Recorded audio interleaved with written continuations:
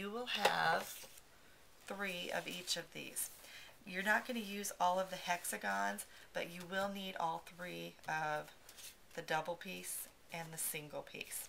I will tell you also that that extended premium crease pad really does make a difference in the fold lines that you get, and so I do recommend it if you're not getting the depth of a crease that you want on those. Now, the most time-consuming part of this project is actually putting sticky strip on all of the, because that's going to take you the most time.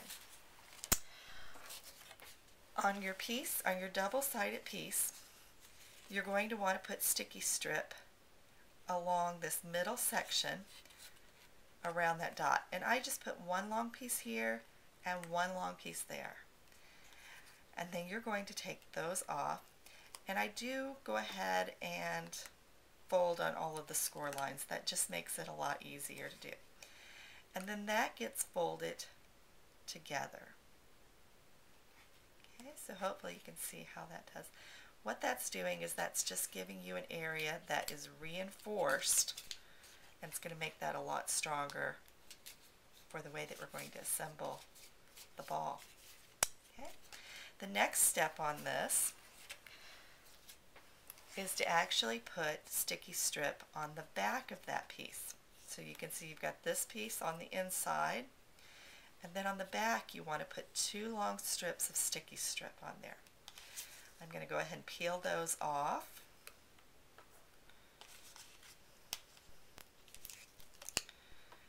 And then you're going to fold these 2 pieces together.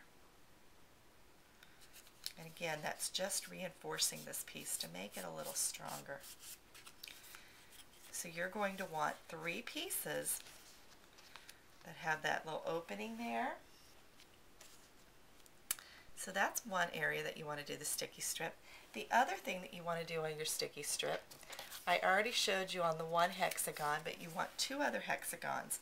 And I use the ones that are solid. And you want to go ahead and put sticky strip around all 6 sides. Okay.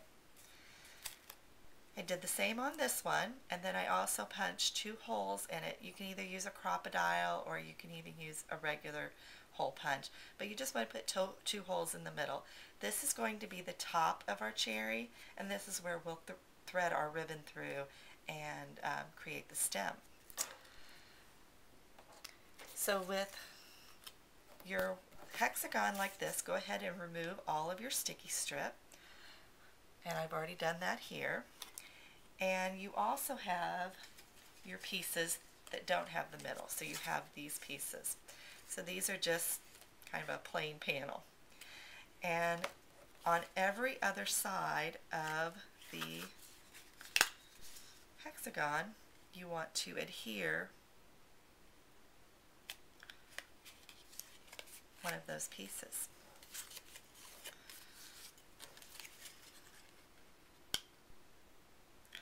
So it will look just like that. Okay. And then you're going to want to adhere these in between. So the double paneled, the ones that we reinforced, you're going to put those in between. Just going to stick that there. And I generally like for all of my little slits to be going the same direction. So if you just think I want them all going towards the left, that will help you out a little bit. And I'm going to put that final piece on there. So this is the bottom of my ball. And then you're going to need to get some number 16 rubber bands. I had no idea that rubber bands came in numbers, but they do. And I went to an office supply store, and sure enough, I was able to get a huge bag of number 16 rubber bands for less than $2. So I can make tons and tons of these balls. What you're going to do is in between, you're going to kind of split those little slits apart, and you're going to slide your rubber band in through each one of those so that it goes right into that little circle in the middle. You're going to do that on all 3 of these. Okay. And then you're going to pull these together, and you're going to go to the one next to it.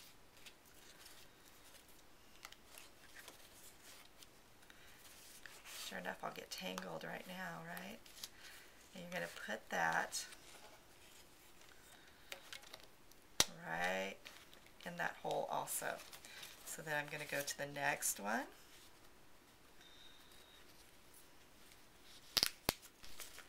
Okay. And then one more here.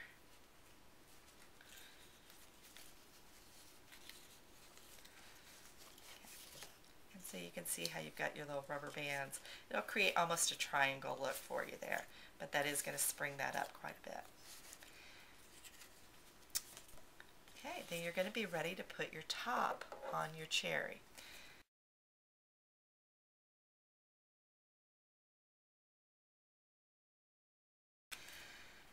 And then you want to start attaching the hexagon to there. I find it's easiest to go ahead and do the ones that have the rubber band attached.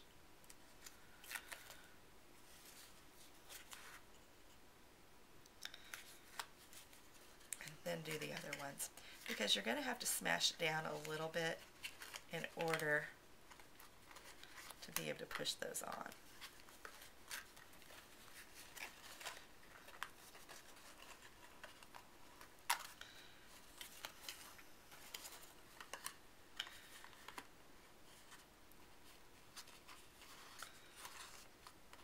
And you may even have to get your finger in there a little bit and kind of give it a little hand. That your ball will pop for you. Then I'm sure you remember our initial piece. You're just going to peel the sticky strip off of this and then attach your ball on top. Okay. So again, we'll take a look at the finished project. As you can see, we've got the ball. We've got our Rockabilly Designer Series paper on there. So in order to decorate it, you can add pictures, you could add stamps, you could even do additional Designer Series paper. A paper like this has 12 different designs to it, so you could do all different designs on that. But one of the great things with these balls is a lot of people will like to add pictures to it. So let me show you how you can do that. On my blog, I will make available to you a template, and it will look just like this. I actually took my X-Acto knife and cut that shape out of there, and then what you can do is use this as a mask to cut out your pictures. This is a picture of my darling niece Taylor, and unfortunately I was taking pictures with my brand new digital camera and I chopped off her head. And that's not. However, if I wanted to add this cute cherry dress picture to the cherry ball, all I have to do is just mask that off. I can trace that out and then cut the picture out and fit it on one of the panels going both ways. So this would make a really cute gift for a grandparent, just adding lots of different pictures of the grandchildren. You could even think of it as a teacher's gift. I've heard people say that, you know, this also looks somewhat like an apple, and make it more like a teacher's gift instead. But there's certainly a lot of possibilities for it.